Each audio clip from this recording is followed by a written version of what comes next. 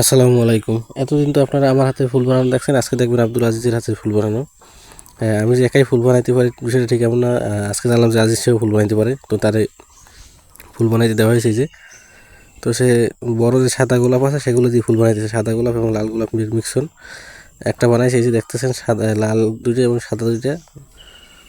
তো এটা একটু কমেন্টস করবেন যে আসলে কেমন হয়েছে আপনারা। আরও ফুল সে বানাইতেছে, এই যে সেগুলো গোলাপের সংমিশ্রণই হবে, সাথে আবার রাকিব ভাই তার একটু হেল্প করতেছে যে কীভাবে কী করবে।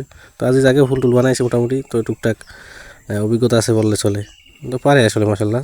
যেহেতু ছোটো মানুষ বা নতুন মানুষ হিসাবে মেলাতে যা করে ওইটাই আসলে আগায়।